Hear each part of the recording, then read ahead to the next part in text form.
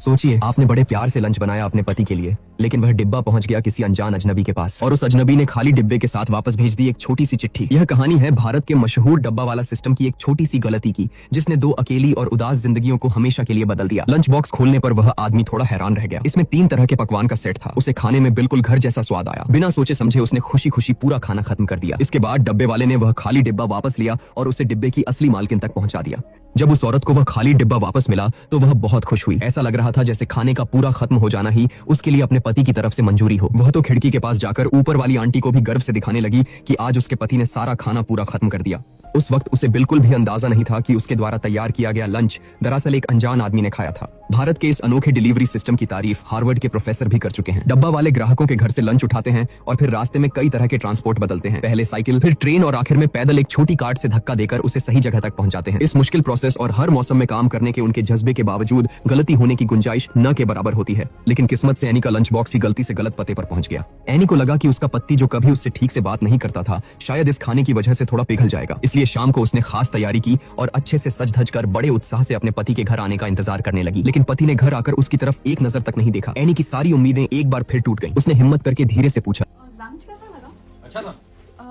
बस अच्छा ही था। नहीं वो क्योंकि तुमने आज डब्बा खाली भेजा ना। वो आलू गोभी बनाया था ना, बहुत अच्छा था। एनी बिल्कुल सुन्न रह गई थी क्योंकि दोपहर के खाने में उसने फूल गोभी बनाई ही नहीं थी। एन उसी वक्त साजन खुद डब्बा वाले की दुकान पर पहुंचा। दुकान का मालिक भी चौंक गया क्योंकि आज तक किसी भी ग्राहक ने फूल गोभी की सब्जी के लिए ऐसी शानदार तारीफ नहीं की थी। घर लौटने के बाद साजन अपने सादे रात के खाने को देख रहा था, लेकिन उसके जहन में दोपहर के उस लजीज खाने का स्वाद अभी भी ताजा था। इसलिए अगले दिन दोपहर को उसने बड़ी बेसब्री से वह लंच बॉक्स खोला। उसकी उबाऊ जिंदगी में अब एक नई उम्मीद और इंतजार शामिल हो गया था। आज का लंच भी हमेशा की तरह बहुत शानदार था, लेकिन हैरानी की बात यह थी कि डिब्बे के अंदर एक चिट्ठी भी थी। चिट्ठी में डिब्बे की मालकिन एनी ने उसका शुक्रिया अदा किया था कि उसने सारा खाना खत्म कर दिया। एनी ने लिखा, भले ही मुझे उस रात पता चल गया था कि खाना गलत जगह पहुंच गया था, लेकिन खाली डिब्बा देखकर मैं उस दोपहर बहुत खुश हुई थी। एक तरह से शुक्रिया कहने के लिए आज मैंने फिर से अपने हाथ के कुछ बेहतरीन पकवान बनाए हैं। साजन ने गहरी सोच में डूबकर वह चिट्ठी नीचे रख दी। उसने कभी नहीं सोचा था कि यह सब एक गलतफहमी का नतीजा था। उसके दिल में जो छोटी सी खुशी जागी थी वह तुरंत निराशा में बदल गई। उस शाम एनी को एक बार फिर डिब्बा पूरी तरह से खाली मिला, लेकिन इस बार डिब्बे के अंदर एक जवाब भी रखा था। उसने बड़ी उत्सुकता से चिट्ठी खोली, लेकिन उस पर लिखा था, आज खाने में नमक बहुत ज्यादा था। एनी गुस्से में भर गई और शिकायत करने ऊपर वाली आंटी के पास चली गई। आंटी ने उसकी बात सुनकर तुरंत ऊपर से बहुत तीखी मिर्चों की एक टोकरी नीचे लटकाई और एनी से कहा कि वह उस आदमी को सबक सिखाए। अगले दिन दोपहर में साजन को एनी का लंच बॉक्स मिला। उसने उसे सब तरफ पलटकर देखा, लेकिन कोई चिट्ठी नहीं मिली।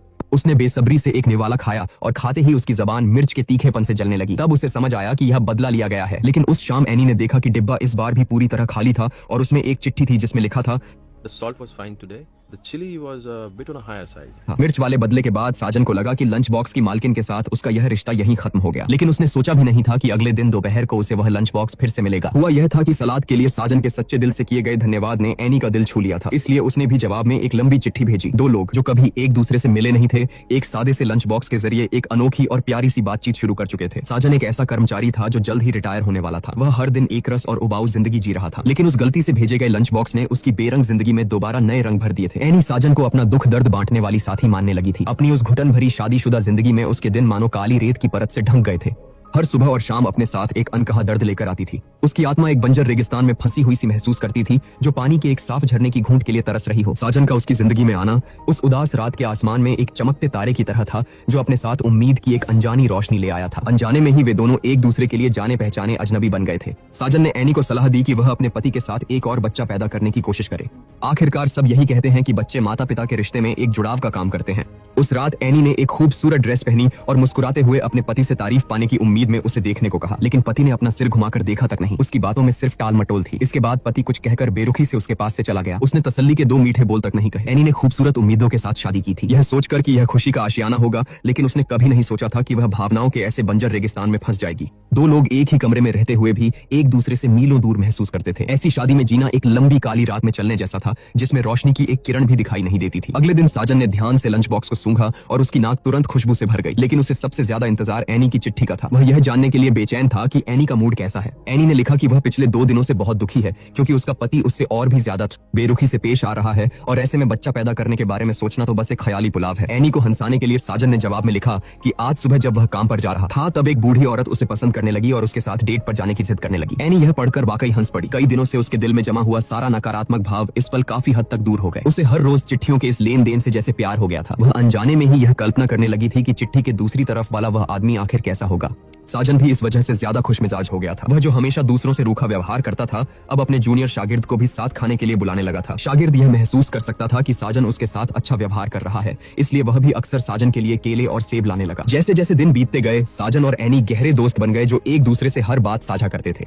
एनी भी अक्सर साजन की सेहत की चिंता करती थी और उसने उसे जल्द से जल्द सिगरेट छोड़ने के लिए भी कहा, क्योंकि एनी के पिता को इसी वजह से फेफड़ों का कैंसर हुआ था और वे अब हर दिन बहुत तकलीफ में रहते हैं। साजन ने एनी की हर बात को बहुत गंभीरता से लिया और तुरंत सिगरेट छोड़ने की कोशिश शुरू कर दी। लेकिन दूसरी तरफ एनी को अपने पति के कपड़े धोते समय उन पर किसी दूसरी औरत के परफ्यूम की महक आई। पति के इतने दिनों के बेरुखेपन का कारण इस पल मानो पूरी तरह साफ हो गया था। उसने रोना धोना या हंगामा नहीं किया, बल्कि अपनी आदत के मुताबिक इस बारे में साजन को लिख दिया। उसने लिखा कि बिना प्यार की शादी एक अंधेरी कब्र जैसी होती है। एनी सब कुछ छोड़कर यहाँ से दूर भूटान नाम की जगह पर जाना चाहती है और एक नई शुरुआत करना चाहती है। शाम को उसे साजन का जवाबी खत मिला। चिट्ठी में साजन ने पूछा था कि क्या एनी उसे भी अपने साथ ले जा सकती है। यह पढ़कर एनी का दिल पूरी तरह उलझन में पड़ गया। उसने जवाब में लिखा कि हम एक साथ भूटान कैसे जा सकते हैं? मुझे आपका नाम भी नहीं पता। वे दोनों एक दूसरे के लिए जाने पहचाने भी थे और अजनबी भी। साजन ने जब देखा कि एनी ने सीधे सीधे मना नहीं किया है तो वह मन ही मन बहुत खुश हुआ। उसने जल्दी से एक चिट्ठी लिखी जिसमें अपना परिचय दिया और एनी से पूछा कि क्या वे एक बार मिल सकते हैं। अगले दिन साजन ने बेसब्री से चिट्ठी खोली। मुझे लगता है अब हमें मिल लेना चाहिए। वो कूलर कैफे पता है? सुना है वहाँ का कीमा पाव बहुत अच्छा है। कल वहाँ मिले, मैं आपको मिलकर बताना चाहती हूँ। साजन को लगा जैसे उसका दिल हवा में तैर रहा हो, मानो उसे अपनी जवानी का जोश फिर से मिल गया हो। यहाँ तक कि जब बॉस एक गलती के लिए शागिर्द को नौकरी से निकालना चाहता था, तब भी साजन ने खुद जिम्मेदारी अपने ऊपर ले ली और बॉस से शागिर्द को एक और मौका देने की गुजारिश की। साजन के दशकों के मेहनती काम को देखते हुए बॉस को मजबूरन यह बात माननी पड़ी।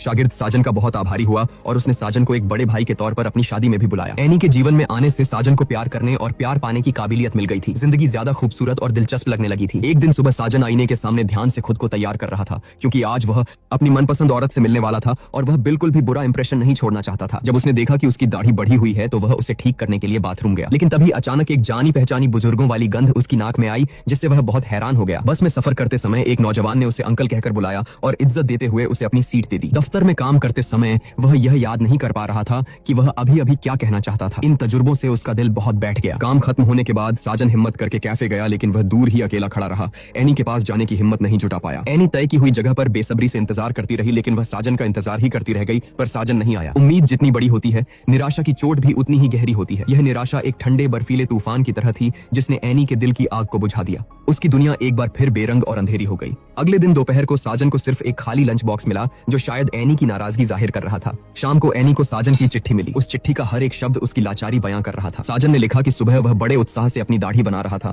तभी एक जानी पहचानी बूढ़े आदमी की गंध आई। यह वही गंध थी जो उसे अपने दादा और पिता के पास से आती थी, लेकिन उन दोनों को गुजरे हुए कई साल हो चुके थे। जब बस में किसी ने उसे अंकल कहकर पुकारा, तब उसे एहसास हुआ कि वह बूढ़े आदमी की गंध उसी की थी। उसे पता चला कि अनजाने में ही वह इतना बूढ़ा हो गया था। साजन ने चिट्ठी में लिखा कि उसने हिम्मत जुटाकर कैफे जाने का फैसला किया था, लेकिन जब उसने एनी को देखा कि वह कितनी जवान और खूबसूरत है, तो उसे समझ आ गया कि वह उसके लायक बिल्कुल नहीं है। इसलिए वह उसे बस दूर से ही देखता रह गया और यह दर्द उसकी आत्मा में गहराई तक बस गया था। साजन अपने शागिर्द की शादी में गया और उसके बाद उम्र की सीमा के कारण रिटायर हो गया। उधर एनी के पिता का देहांत हो गया। वह अंतिम संस्कार के लिए अपने गांव गई। वहां उसने अपनी मां को देखा, जिसने अपनी पूरी जिंदगी एक ऐसे आदमी के लिए खपा दी जो उनसे प्यार ही नहीं करता था। एनी को अपनी मां में अपना खुद का भविष्य दिखाई दिया। वह अपनी मां की तरह बिना मान सम्मान के जिंदगी नहीं जीना चाहती थी, इसलिए वह डब्बा वाले की मदद से साजन के ऑफिस तक पहुंच गई। वह साजन से कहना चाहती थी कि उम्र प्यार के आड़े नहीं आनी चाहिए, लेकिन वहां उसे शागिर्द से पता चला कि साजन रिटायर होकर जा चुका है। एनी को लगा जैसे किस्मत ने उसके साथ एक बहुत बड़ा मजाक किया हो, लेकिन वह हार मानने को तैयार नहीं थी। उसी दिन उसने अपने पति को तलाक दे दिया, अपने सारे गहने बेच दिए और अपनी बेटी को लेकर भूटान जाने वाली ट्रेन में बैठ गई। ठीक उसी समय साजन अपने गांव वापस जाने वाली ट्रेन में एक बुजुर्ग आदमी से मिला। उसने उस आदमी को अपने दिल का दर्द बताया। बुजुर्ग आदमी ने कहा, मैं इतना बूढ़ा होकर भी प्यार की तलाश कर रहा हूँ, तुम किस बात से डर रहे हो? साजन को लगा जैसे उसके दिमाग में जोर से बिजली कड़की हो और वह बिजली धीरे धीरे एनी की छवि में बदल गई। इसलिए वह अपनी पिछली गलतियों को सुधारने के लिए तुरंत वापस गया। लेकिन आखिर में उसे एनी के घर पर सिर्फ एक अलविदा कहने वाली चिट्ठी मिली। चिट्ठी में एनी ने लिखा था कि वह भूटान में अपनी नई जिंदगी के लिए बहुत उत्साहित है। आखिर में साजन अब भूटान जाने वाली ट्रेन में बैठा है। वह नहीं जानता कि आगे क्या होगा, लेकिन जिस औरत से वह प्यार करता है उसके साथ रहने के लिए उसने इस बार पूरी तरह से पागल बनने का फैसला कर लिया था। गलती से भेजा गया वह लंच बॉक्स एक बेहतरीन दोपहर का खाना तो लाया ही, लेकिन साथ ही रिटायर होने वाले साजन के लिए एक नई ताजगी और उम्मीद भी ले आया। यह उसके काम के बचे हुए गिने चुने दिनों में सबसे बड़ा तोहफा था। शायद वे मिल पाते हैं या नहीं, यह बात अब उतनी जरूरी नहीं रही। जरूरी यह है कि उन दोनों की जिंदगी एक नई उम्मीद के साथ फिर से जी उठी है। उनके पास एक नई चाहत और लड़ने का जज्बा आ गया है। चाहे कुछ भी हो, वे अब एक अलग तरह की जिंदगी की तलाश करेंगे। इस फिल्म ने हमें एक ओपन एंडिंग दी है, यानी अंत हमारे ऊपर छोड़ दिया है।